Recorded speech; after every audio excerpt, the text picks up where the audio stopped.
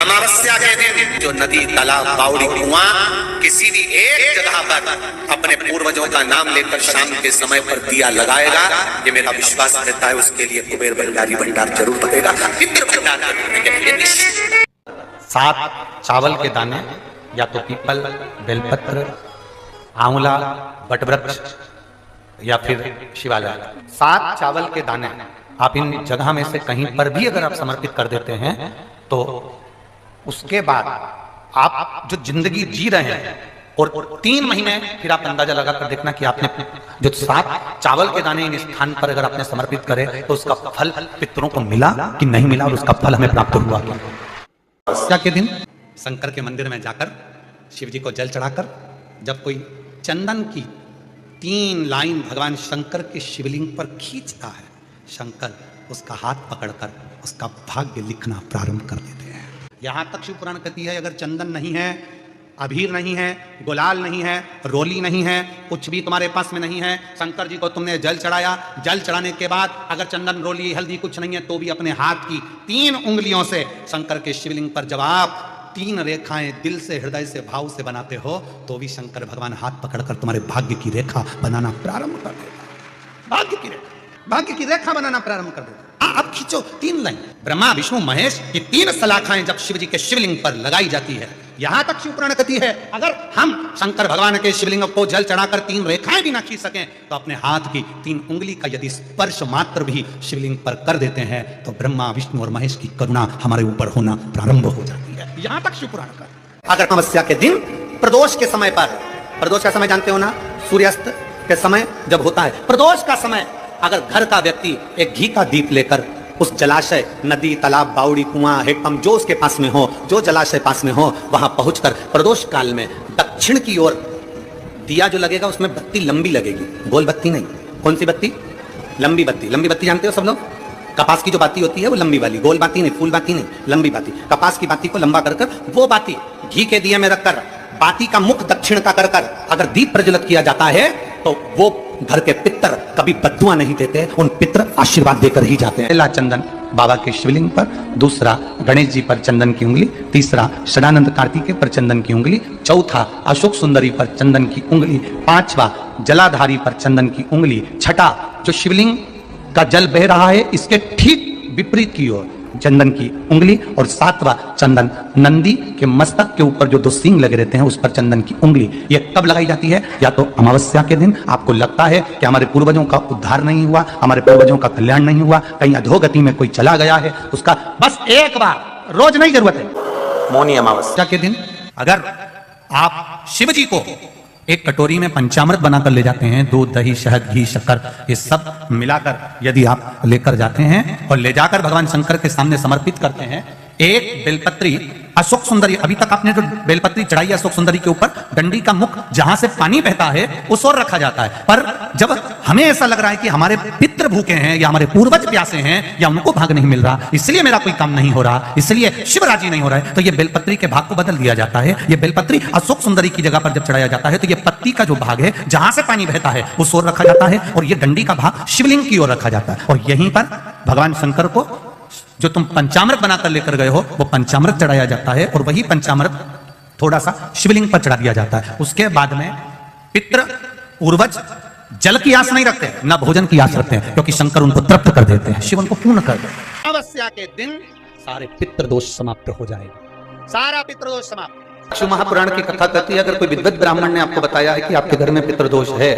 कोई विद्वान ब्राह्मण ने बता दिया कि आपके घर में काल सर्प दोष है, कोई विद्वान ब्राह्मण ने बता दिया कि आपके यहाँ पर ये वास्तु दोष है और इस दोष को मिटाना जरूरी है, कोई ने आपको बताया,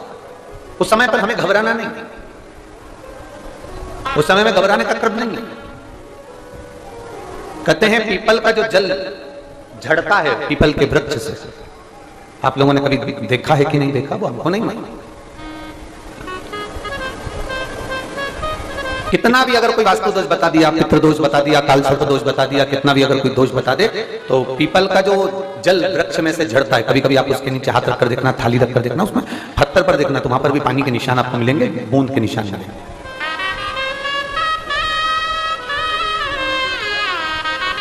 मात्र उस पीपल के वृक्ष के जल की एक बिंदी, एक मात्र बिंदी शंकर भगवान का जो शिवलिंग है जलाधारी है, चरण है, गणेश कार्तिक का स्थान है, अशोक सुंदरी का स्थान है, और प्रत्येक जलाधारी में से पानी बीच में से आकर नीचे की ओर गिरता है, नीचे की ओर गिरता है। आप लोगों के स्मरण में हमने पहले भी बताया कि राइट में किसका स्थान है? गणेश जी का, लेफ्ट में कार्तिक के, बीच में अशोक सुंदरी। ये क्या है? पार्वती जी का हस्त कमल शिवलिंग, और ऊपर से जो जल एक एक बूंद शंकर जी के शिवलिंग पर गिर रहा है वो शंकर जी की 5 लड़कियां जया, विषहरा, शामलीवारी, दौतली और देव, शंकर जी की 5 लड़कियों एक एक बूंद पानी शिव जी पर गिरा रहा है। जहां जल नीचे गिरता है उस स्थान से जहां तक जल बहकर जा रहा है उस स्थान तक 33 कोटि देवताओं का स्थान, 33 कोटि देवताओं का स्थान। अब जहां पानी आया, जहां नीचे गिरा, उसके बीच में जो स्थान होता है, आप लोगों ने देखा है कि नहीं देखा? जिनने देखा है जरा हाथ उठाओ। ये पानी जैसे यहां तक आया और यहां के बाद नीचे गिरेगा, तब वो नाली के माध्यम से बाहर जाएगा। तो जितनी दूर यहां से वो नीचे की ओर जो गिर रहा है, यहां से वो नीचे की ओर जो पानी जा रहा है, ये जो स्थान होता है ये हमारे 3 दोषों को निवारण तुरंत कर देता है। एक हमारा पितृदोष, एक हमारा कालसर्प दोष और एक हमारा वास्तु दोष का निवारण ये तुरंत करता है। और ये तो हमने केवल आपको शिव महापुराण के माध्यम से बताया कि ये 3 दोष का निवारण कर देता है, पर यदि कभी आप ध्यान से लिंग पुराण को पढ़ेंगे, आप यदि लिंग पुराण को पढ़ेंगे और गीता प्रेस गोरखपुर की लिंग पुराण को लाकर यदि आप पढ़ते हैं, या गीता प्रेस गोरखपुर की शिव अंक को भी आप अगर पढ़ेंगे, उसका नंबर हमारे स्मरण में नहीं आ रहा है, शिव अंक को भी अगर आप पढ़ेंगे तो उसमें भी आपको वर्णन मिलेगा कि हम तो केवल 3 दोष का बता रहे हैं, पर हमारे शास्त्र तो यहाँ पर और भी दोषों का वर्णन कर रहे हैं। जैसे किसी ने बता दिया आपको शनि का दोष है, किसी ने बता दिया मंगल का दोष है, किसी ने बता दिया आपको केतु का दोष है, किसी ने बता दिया आपको राहु का दोष है, किसी ने आपको कह दिया कि बृहस्पति का दोष है, किसी ने कह दिया आपको ये वाला दोष है। दुनिया के जितने दोष पीपल के वृक्ष के झड़ता हुआ जल की एक बूंद का स्पर्श, भले वो सूख गई हो, उसका एक स्पर्श मात्र जहां पानी नीचे की ओर गिर रहा है, उतनी परिधि, उतनी जगह के बीच में जहां से पानी गिरता है, बस उस स्थान पर अगर वो उंगली अपना नाम और गोत्र का स्मरण कर भी लगा दी जाए और एक लोटा जल चढ़ा दिया जाए, तो ये जितने दुनिया के दोष है वो अपने आप समाप्त हो ही जाते हैं। शंकर की भक्ति का मूल बोल बम का नारा है। और अच्छे से समझ लो, जरा ध्यान में आ जाए आप लोगों के, नहीं तो गलत कर बैठो तो बहुत स्मरण रखिएगा। शिवलिंग जलाधारी में से पानी बहता है, नीचे की ओर जाता है। जितना मोटा शिवलिंग की ये जलाधारी होती है, उसमें से पानी जहां नीचे गिरता है, जितनी भी मोटी हो, उसमें कहीं पर भी आप बिंदी लगा सकते हैं, कहीं पर उस स्थान पर आप कहीं पर भी उस बिंदी को लगा सकते हैं। कोई कह दे तुमको कि तुम्हारा मंगल गड़बड़ है, कोई कह दे तुमको तुम्हारा राहु गड़बड़ है, कोई कह दे तुमको तुम्हारा केतु गड़बड़ है, कोई तुमसे कह दे तुम्हारा बृहस्पति गड़बड़ है, तो समझ लेना कि हमारे ग्रह की दशा को सुधारने के लिए ये जो स्थान है, बस उस स्थान पर एक बिंदु बहुत एक। अब आज के जमाने में आपने देखा होगा, जब से आप शंकर जी को जल चढ़ाना प्रारंभ करें, जब से आपने शिव महापुराण की कथा सुनना प्रारंभ करी, तब से आपने सुना होगा कि कोई भी अब ज्यादा आपको सुनने को नहीं मिलता कि वास्तु दोष हो गया, कि पितृदोष हो गया, कि कालसर्प दोष हो गया। इसके पहले का जो समय था, उस समय किसी को भी पत्रिका दिखाओ, किसी के पास भी जाओ, वास्तु दोष, कालसर्प दोष, पितृदोष, ये सारे दोष चलते रहते थे। पर तुमने जो एक लोटा जल शंकर भगवान को समर्पित करा, तुम्हारा चढ़ा हुआ जल उसी स्थान से नीचे गिर रहा है जहां हमने बिंदी लगाने का बताया, वहां से नीचे गिर रहा है, तो तुम्हारा दोष जल चढ़ाते चढ़ाते अपने आप दोष समाप्त होता चलेगा। सारी समस्या का हल एक लोटा जल। आप जो भगवान शंकर को समर्पित कर रहे हैं, आप भगवान शिव को जो दे रहे हैं, उसमें एक मूलता का भाव प्रकट कर अपने। जिनके यहाँ पितृदोष होता है, कालसर्प दोष होता है, वास्तु दोष होता है, उनको ज़्यादा कुछ नहीं करना होना। महाराज एक बेल का फल लीजिए। क्या लेना है? बेल का फल, बेलपत्री का जो फल होता है उसको ले लो, उसके अंदर का जो गुर्दा होता है, अंदर का जो भाग होता है, उसको निकाल लीजिए और उस बेल के फल में आटा सेक कर उसमें शक्कर मिलाकर उसको उसके अंदर भर लीजिए। अमावस्या के दिन सुबह 10 बजे से पहले उस बेल फल में, जिसमें तुमने पंजेरी भरी है, आटा सेक कर भरा है शक्कर के साथ में, उसको अपने घर में घुमाने के बाद में जिसको कालसर्प दोष बताया है, पितृदोष बताया है या वास्तु दोष का स्मरण बताया है, घर में सब दूर घुमाकर अपने परिवार का हाथ का स्पर्श कराकर पीपल के पेड़ के नीचे तक खड्डा कोरकर उस बेलपत्र के उस फल को दाब दीजिए, उस फल को उसमें दबा दीजिए। महाराज केवल एक अमावस्या करना रहता है, पितरों के दोष से मुक्ति मिलती है और हमारे घर के कार्य सफल होना प्रारंभ हो जाते हैं। कार्य की सफलता होती है, कार्य में सफलता प्राप्त होने लगती है। हम तो घर में यदि क्लेश उत्पन्न हो जाता है, का धन, आपकी प्रॉपर्टी, आपकी जमीन, आपका प्लाट, आपका दुकान, आपका पैसा, यदि किसी ने कब्जा कर लिया और छोड़ नहीं रहा, प्रत्येक अमावस्या के दिन पीपल के वृक्ष के नीचे जाकर 2 दीप लगाइए घी के। दोनों दीप के सामने एक हल्दी का चावल, एक कुंकू का चावल का दाना रख दीजिए और सुधा सुधा सुधा सुधा 3 बार कह दो और स्मरण करो, हे हमारे कुलदेव, पितृदेव, शिवदेव, महादेव, कृपा कर कर जमीन है मेरा, जो धन है, मेरी जो प्रॉपर्टी है, मेरा पैसा लोगों ने हथिया लिया, देते नहीं। गोत्र बोलकर स्मरण कर कर बाबा मेरा धन मुझे वापिस ना कर दो। अमावस्या पर करो, फिर अगली अमावस्या करो, ऐसे 2-4 अमावस्या करोगे। जिसने ले रखा है वो खुद सोचेगा कि मुझे क्या हुआ, कि मुझे देना है, उसका पैसा चुकाना है, धन रखेगा नहीं। अगर किसी व्यक्ति के जीवन में खो गया, कर्जे में डूब गया, कर्जा बहुत हो गया, पैसा चले गया, गाड़ी चली गई, मकान चले गया, सब गिरवे रखा गया, सब कुछ समाप्त हो गया, उसको प्रत्येक प्रदोष को, प्रत्येक अमावस्या को घी का दीप किसी भी पेड़ के नीचे, ये 5 वृक्ष बताए हैं पितृभाव के, उन 5 वृक्ष में से कहीं पर भी बड़, पीपल, आंवला, शमी, बेलपत्र आदि 5 वृक्ष में से किसी भी वृक्ष के नीचे प्रज्वलित करे और काम ना करे, उसका कर्जा चूकता ही है। आपको कोई ब्राह्मण देवता ने कहा कि आपके यहाँ पितृदोष है, तो आपको घबराना नहीं है कि महाराज जी मुझे क्या करना पड़ेगा। पितृदोष है, एक चावल का दाना घर में से लीजिए, हथेली पर रखिए, पानी का जो मटका होता है, हंडा होता है, पानी का जो मटका है, हंडा है, जहां पर रसोई घर में तुम पानी रखते हो, उस हंडे के पास में, मटके के पास में उस चावल के दाने को लेकर जाइए, अपने पितरों का स्मरण कर स्वधा स्वधा स्वधा स्वधा स्वधा 5 बार बोलकर शंकर भगवान की शिवलिंग पर, तुम्हारे घर में शिवलिंग हो तो घर में, और अगर मंदिर में शिवलिंग हो तो मंदिर में, उस चावल के दाने को चढ़ा दीजिए, ऐसा भी पितृदोष होगा, समाप्त हो। अमावस्या के दिन वर दे गई कि आज की रात्रि तूने अपना दरवाजा खोल कर मेरे लिए रखा, दरवाजे पर दीप टिमटिमाया, दीप प्रज्वलित रहा, तूने मुझे मधु का भोग लगाया, आज का रात्रि पूरी पृथ्वी के लिए धन और वैभव की रात्रि रहेगी। अमावस्या के दिन व्यक्ति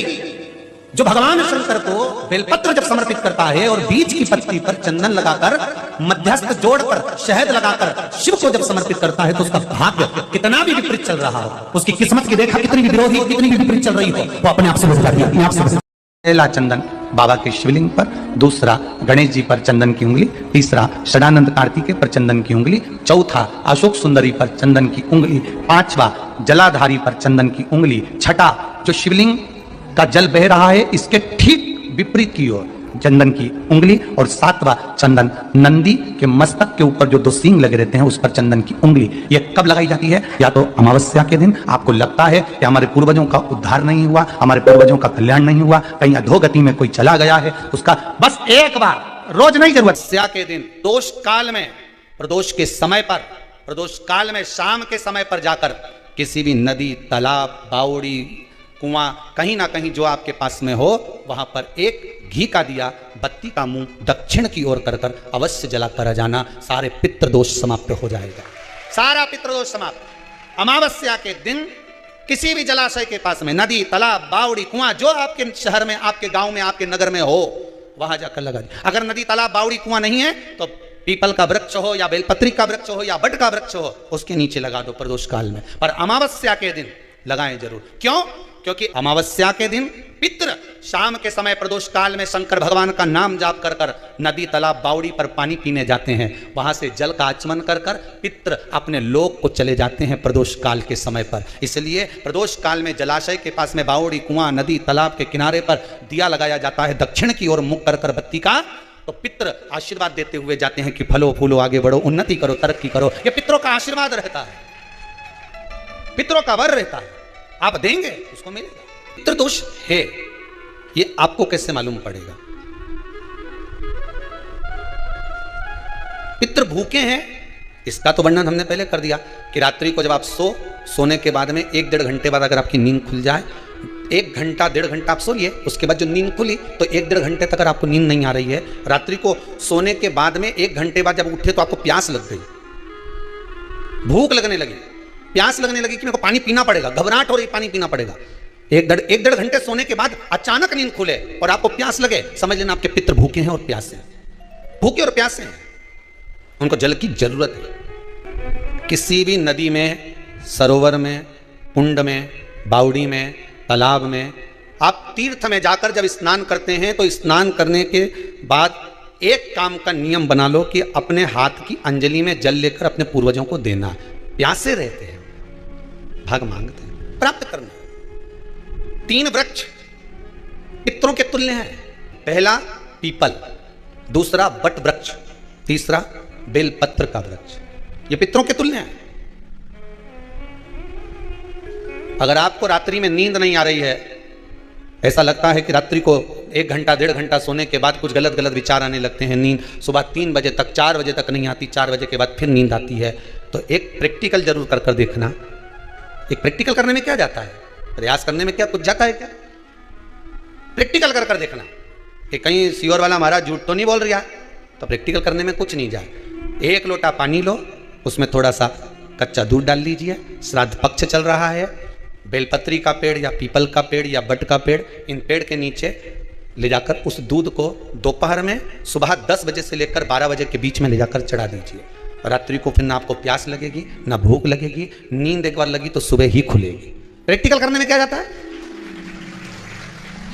पानी डालने में तुम्हारा कुछ जाएगा? अरे बोलो तो सही, प्रैक्टिकल करने में क्या जाता है? कुछ भी नहीं बिगड़ेगा, ये तो बस जल डालोगे तो तुम्हारा ही कुछ अच्छा हो सकता है, बाबा की कृपा। 3 वृक्ष पितरों के तुल्य हैं। पहला जम के बोलिए पीपल, दूसरा बट वृक्ष, तीसरा बेलपत्री का वृक्ष। 3 पीपल के वृक्ष में 52,000 ब्राह्मण एक साथ निवास करते हैं,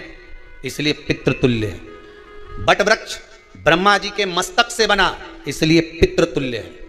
और बेलपत्री का वृक्ष माता पार्वती जी के अश्रु से बना। जब आंसू गिरे थे माता जगत जननी जगदम्बा पार्वती के, उस समय पर पितृलोक में हलचल उत्पन्न हो गई थी। हमारी नातिन की आंख में आंसू कैसे आ गए? मैनावती की पुत्री है,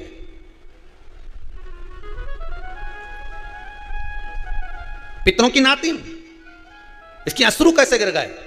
पार्वती जी ने कहा ये आंसू नहीं, मेरा पुण्य भाग प्रकट करती हूं बेलपत्री के रूप में। तो पितरों ने वर दिया था कि ये बेलपत्री का वृक्ष हमारा आशीर्वाद है, इसके नीचे अगर कोई दीप लगाता है, शिव को स्पर्श कर चढ़ाता है, उसके पितरों की शांति होगी, हम स्वयं उसको आशीर्वाद देने के लिए पधारेंगे। बेलपत्र का वृक्ष पितृतुल्य। तो रात्रि को अगर भूख लग रही है, प्यास लग रही है, तो पितृदोष। दूसरा पितृदोष का लक्षण बताया, घर में कोई शुभ कार्य ना हो, वंश की वृद्धि ना हो, 1 रुपये कमाओ, 1.25 रुपये खर्च हो रहे हैं, पैसा 10 जगह से कमाई आ रही है पर घर में टिक नहीं पा रही है, आया गया, पितृदोष है। जरा सी कटोरी पड़ी है, उसके पीछे विवाद चालू हो जाए, पानी ढुल गया उसके पीछे विवाद हो जाए, या छोटी छोटी बात में घर में क्लेश मचा हुआ है, पितृदोष है। समझ लो हमारे पूर्वज हमसे खुश नहीं, प्रसन्न नहीं। अमावस्या के दिन सारे पितृदोष समाप्त हो जाएगा, सारा पितृदोष समाप्त। जिनके यहाँ पितृदोष होता है, काल सर्प दोष होता है, वास्तु दोष होता है, उनको ज़्यादा कुछ नहीं करना होना। महाराज एक बेल का फल लीजिए।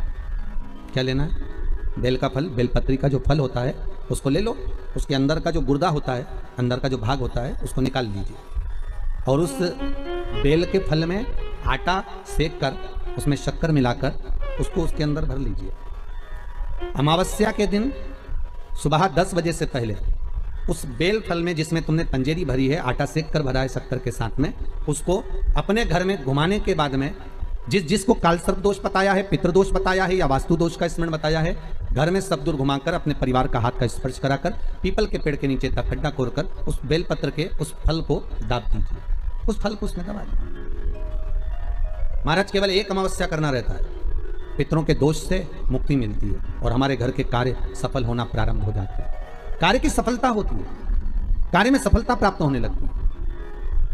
हम तो कई बार कहते हैं महाराज जी, अगर ऐसा लगे किसी औषधि को आप ले रहे हैं, मालूम पड़े कि औषधि आपको लग नहीं रही है, शिव महापुराण की कथा करेंगे, मान लो औषधि आपको नहीं लग रही, आपने औषधि बहुत दिनों से ले रहे हो, कोई दवाई, मान लो आप किसी भी दवाई को ग्रहण कर रहे हैं और वो औषधि लगी नहीं रही है, वो शरीर को लगी नहीं पा रही और आप ठीक ही नहीं हो पा रहे, 15 दिन हो गए, 8 दिन हो गए, बताओ, उतना की उतना ही कैटरीना है, उतना ही उतना अपना भरा हुआ, वही की वही लीवर, वही की वही किडनी, वही की वही स्मरण, सभी कुछ वही वही है, उतने की उतना ही। बीपी भी ऊंचा नीचा चल रहा है पर लेवल में नहीं आ रहा, शुगर भी लेवल में नहीं आ रही, तो प्रयास करा करो महाराज, बेलपत्री के फल का जो गुर्दा है, अंदर का जो भाग है फल का, उसको पानी में गला लीजिए और प्रदोष की प्रदोष कम से कम प्रदोष नहीं हो और बीमारी जरा दवाई लगी नहीं रही हो तो बिना प्रदोष के भी कर सकते हो। उसको पानी में गलाइए, आधा घंटा पानी में, जैसे आपको सुबह मंदिर जाना है 10 बजे तो सुबह स्नान कर कम से कम 6:30-7 बजे उसको पानी में गला दीजिए और उस बेले के फल का गुर्दा सा गला हुआ पानी शिव जी को ले जाकर समर्पित कर दीजिए। महाराज उस पानी में से थोड़ा सा 1 चम्मच पानी शिव जी पे चढ़ा हुआ लेकर आ जाइए। उस पानी को जो बीमार व्यक्ति है उसको औषधि देने से पहले मात्र आधी चम्मच से भी आधा चम्मच उसको दे दीजिए। भगवान शंकर का श्री शिवाय नमस्तुभ्यम का जाप कर उस पानी को देने के बाद अगर आप औषधि देंगे तो ये पक्का है कि औषधि अपना कार्य करना प्रारंभ कर देगी और वो स्वस्थ होना प्रारंभ हो जाएगा। वो स्वस्थ हो औषधि अवश्य। तुलसी की लकड़ी पानी में घुमाकर, लकड़ी नहीं हो तो माला तो होगी ही, जल में भ्रमण कराकर, जल में घुमाकर, तुलसी की लकड़ी को जल में डालकर स्नान जो करता है, मात्र घुमाना है, लकड़ी डालकर नहीं रखना है, घुमाकर अपने पूजन वाले स्थान पर रखना, या पानी में पहले से घुमा लो, उस पानी को ले जाकर डाल दो। अमावस्या स्नान जो जीव करता है, शिव महापुराण की कथा कहती है जितनी वर्ष में सोमती पड़ती है, सोमती अमावस्याएं पड़ती हैं, शनिचरी अमावस्याएं पड़ती हैं, सारी अमावस्या का पुण्य उस जीव के खाते में चला जाता है। तो अच्छे से ध्यान रखिएगा, आप ब्राह्मण को भोजन कराएं ना कराएं, आपने धूप छोड़ी ना छोड़ी वो पता नहीं, गाय को रोटी दी ना दी, स्वान को भोजन दिया ना दिया, कौवे को भोजन दिया ना दिया, चलेगा। पर अमावस्या के दिन, उस दिन प्रदोष काल में, प्रदोष के समय पर, शाम के समय पर जाकर किसी भी नदी, तालाब, बावड़ी, वहाँ कहीं ना कहीं जो आपके पास में हो वहां पर एक घी का दिया, पत्ती का मुंह दक्षिण की ओर कर अवश्य जलाकर आ जाना, सारे पितृ दोष समाप्त हो जाएगा। से निवेदन है, माताओं से निवेदन है, मान लो आपको कोई ब्राह्मण देवता ने कहा कि आपके यहाँ पितृदोष है तो आपको घबराना नहीं है कि महाराज जी मुझे क्या करना पड़ेगा। पितृदोष है, एक चावल का दाना घर में से लीजिए, हथेली पर रखिए, पानी का जो मटका होता है, हंडा होता है, पानी का जो मटका है, हंडा है, जहां पर रसोई घर में तुम पानी रखते हो, उस हंडे के पास में, मटके के पास में उस चावल के दाने को लेकर जाइए, अपने पितरों का स्मरण कर स्वधा स्वधा स्वधा स्वधा स्वधा 5 बार बोलकर शंकर भगवान के शिवलिंग पर, तुम्हारे घर में शिवलिंग हो तो घर में, और अगर मंदिर में शिवलिंग हो तो मंदिर में, उस चावल के दाने को चढ़ा दीजिए। ऐसा भी पितृदोष होगा, समाप्त हो। कि गाय जब अपने बछड़े को दूध पिलाए और बछड़े के मुख पर जो फेन आए, उस फेन को अमावस्या के दिन दोपहर में 12 बजे चम्मच में लेकर, जो बच्चा चिड़चिड़ करता हो या पढ़ाई में मन नहीं लगता हो या दिमाग थोड़ा सा कमजोर हो, डॉक्टर के इसका विवेक काम नहीं कर रहा, बुद्धि काम नहीं कर रही है, उस बच्चे को 2 या 3 अमावस्या गाय जब बछड़े को दूध पिलाए, बछड़े के मुंह पर जो फेन आता है वो फेन उस बच्चे को पिला दिया जाए तो बच्चा विद्वान होता है, उसका विवेक काम करना प्रबल हो जाता है। सारी दुनिया के लोग तुमसे कह रहे हैं तेरे घर में पितृदोष है, 1 रुपये कमाते हो, 1.25 रुपये खर्च होता है, मानसिक टेंशन बना रहता है। घर में एक व्यक्ति बीमार है, ठीक हुआ, दूसरा बीमार पड़ गया, दूसरा ठीक हुआ, तीसरा बीमार पड़ गया, तीसरा ठीक हुआ, चौथा बीमार पड़ गया, मतलब कहीं ना कहीं पितृ का भाव, पितृदोष का बहना। किसी ने कहा तुमसे कि तेरे यहाँ पितृदोष है, तूने ब्राह्मण को भोजन करा दिया, पिंडदान करा दिया, तर्पण करा दिया, तिलांजलि करा दी, गया जी का श्राद्ध कर दिया, हरिद्वार चली गई, वहां पिंडदान करवा दिया, ब्राह्मण भोज करवा दिया, तिथि पर भोजन करवा दिया, सब कुछ करवा के देते। अब एक काम और करके देते, एक काम और करके देख लो। जब तुम घर में भगवान शंकर की आरती, तुम्हारे घर में शंकर जी का शिवलिंग है, भले काय का भी हो, छोटा सा, भले सियोर का कंकर शंकर हो, नर्मदा का कंकर हो, चाहे शंकर पारक के हो, पीतल के हो, स्टील के हो, लकड़ी के हो, जिसके भी हो, लोहे के हो, पाषाण के हो, जिसके भी हो, शंकर का शिवलिंग अगर हमारे घर में है और आप रोज प्रतिदिन भगवान की आरती करते हो, प्रतिदिन, और आपको लग रहा है कि मेरे यहाँ तकलीफ चल रही है, ये ठीक ही नहीं हो रही, लगभग 1.5 महीना आप कम से कम 45 दिन, 1.5 महीने के करीब में ऐसा प्रयास करना कि भगवान की आरती, शंकर भगवान के शिवलिंग की आरती करने के बाद उस दिए को भगवान के सामने मत रखो, उस दिए को उठाकर जहां तुम पानी का मटका रखते हो, हंडा रखते हो, जिससे तुम पानी पीते हो, तुम्हारे रसोई घर में जो पानी का मटका, हंडा, बाल्टी, आरओ का पानी जिस मटके में गिरता है, हंडे में गिरता है, जिसको हमारे पितरों का स्थान कहते हैं, उस स्थान पर, उस मटके के पास में, हंडे के पास में, उस बाल्टी के पास में, जहां रसोई घर में पानी रखते हो, उस रसोई घर में पानी जहां रखते हो, उसके पास में उस दिए को भगवान के सामने नहीं रखना, आरती उतारने के बाद उस दिए को ले जाके सीधे परिंडे के पास में, उस हंडे के पास में, मटके के पास में उसको रखो। केवल 1.5 महीना कर देखना। 1.5 महीने के बाद तुम्हें मालूम पड़ेगा कि हम वापिस उन्नति की सीढ़ी पर चढ़ना प्रारंभ करती है, हमें फल मिलना चाहिए। अब तुम्हें ना कहीं जाना है, ना कहीं आना है, ना कोई खर्चा है। खर्चा है क्या? ईमानदारी से बोलो, कोई तुम्हारा लाखों का रुपया लग गया क्या? रोज आरती करते हो रोज आरती। बस आरती का नियम बना लो कि हमको पितृदोष किसी ने बोला है, हमारे घर में अशांति है, पितृदोष है, कोई कह रहा है कि तुम्हारे घर में पितृदोष है। हमने सब कुछ करके देख लिया, अब हमें ये करना है कि महादेव की आरती जब होती है तो उसकी ज्योत का दर्शन करने पर 1000 कपिला गाय के दान का पुण्य मिलता है। तो ये पुण्य हम हमारे पितरों को देते हैं जिससे उनकी मुक्ति हो जाए और हमें आशीर्वाद प्राप्त हो। उस दिए को नीचे नहीं रखना, आरती उतारने के बाद आरती पूरी हो जाए तब उस दिए को ले जाकर उसको रखें, तब उस स्थान पर रखें जहां पितरों का स्थान। जिसके घर में पितृदोष प्रबल होता है, बहुत प्रबल पितृदोष है, तो उसके घर के जहां पानी का मटका रखा था, पितृदोष मालूम है ना? पितृदोष का लक्षण क्या होता है? 1 रुपए कमाओ, 1.25 रुपए खर्च हो, समझ लेना पितृदोष है। रात्रि को सो गए तुम, बड़े नींद आ गई तुमको, बहुत प्रेम से सो गए, सोने के 1.5 घंटे या 2 घंटे बाद तुम्हारी नींद खुल जाए और कम से कम आधे घंटे तक तुमको भूख लग रही हो, समझ लेना पितृदोष है। सोकर उठने के बाद में जैसे ही 1-2 घंटे की नींद हो गई और अचानक नींद खुल गई और तुम्हें भूख लग रही है, प्यास लग रही है बहुत तेज, अभी सोए हो, 1.5 घंटा ही हुआ, 2 घंटा ही हुआ, भूख लगने लगी, बहुत तेज भूख लग रही है, समझ लेना पितृदोष। पितृ भूखे हैं, भोजन की याचना कर रहे हैं, भोजन की याचना। सोने के बाद तत्काल नींद खुले 2 घंटे के बाद भूख लगे, उसका भी एक समय बताया है महाराज ब्रह्मवर्ता पुराण के अंतर्गत कि रात्रि को सोने के बाद में 1 घंटे की नींद हो जाए और उसके बाद में 2 घंटे के अंदर वापस नींद खुल जाए और भूख लगने लगे तो समझ लो पितृ भूखे हैं, भोजन मांग रहे हैं, अन्न मांग रहे हैं, पितृदोष है। पितृदोष का कुछ वर्णन किया गया है। घर में एक पात्र के चक्कर में, एक बेडशीट के चक्कर में, एक सामान के चक्कर में विवाद हो रहा है तो समझ लो पितृदोष है। 1 रुपया कमाया, 1.25 खर्च हो रहा है, पितृदोष है। घर में एक बीमार, दूसरा फिर बीमार हो गया, तीसरा फिर बीमार हो गया, एक ठीक हुआ, एक बीमार हुआ, पितृदोष है। पितृदोष का भाव तो उसके लिए करना क्या है? शिव महापुराण की कथा कहती है, सुंदर गणेश जी का चरित्र वर्णन करता है, स्कंद पुराण कहती है, विष्णु पुराण कहती है कि दुर्वा 21 दुर्वा की गांठ बनाकर, 7 गांठ 21 दुर्वा की बनाकर जो अपने पितरों का मटका मतलब परिंडा, हंडा जो भी पानी का भरते हो, उसके नजदीक में मात्र एक कटोरी में चावल रखकर उसमें अगर दुर्वा रख देता है तो मात्र 5 या 7 दिन में पितृदोष समाप्त होना प्रारंभ हो जाता है। उसके घर में लक्ष्मी की वृद्धि होने लगती है, सुख शांति अपने आप आने लगती है, उसका क्लेश समाप्त हो जाता है। दुर्वा में वो गुण है जो पितृ भी उसका भाग अमृत तत्व प्राप्त करना चाहते, अमृत देना चाहते। और सरल भाषा में समझिए, जिसकी फैक्ट्री नहीं चल रही हो, फैक्ट्री में बार कुछ तकलीफ आ रही हो, गाड़ियां नहीं चल रही हो, 4 व्हीलर गाड़ियां ले रखी हैं, कभी ट्रक गड़बड़ हो रहा है, कभी ट्रक में ये हो रहा है, कभी गाड़ी में ये हो रहा है, कभी बस में ये हो रहा है, बस एक काम करना है, दुर्वा का थोड़ा सा भाग लेकर पानी के लोटे में उसको डालकर 5 अक्षत के दाने उसको पटक कर उस गाड़ी के अंदर उस कलश को रख दो, बस आधे घंटे के लिए, और उस पानी को चक्के के चारों तरफ डालते जाइए दुर्वा के साथ में, तकलीफ नहीं देगा। फैक्ट्री का भी यही प्रमाण है। दुर्वा में वो अमृत तत्व छुपा है जिसका सुख आनंद दे जाता है।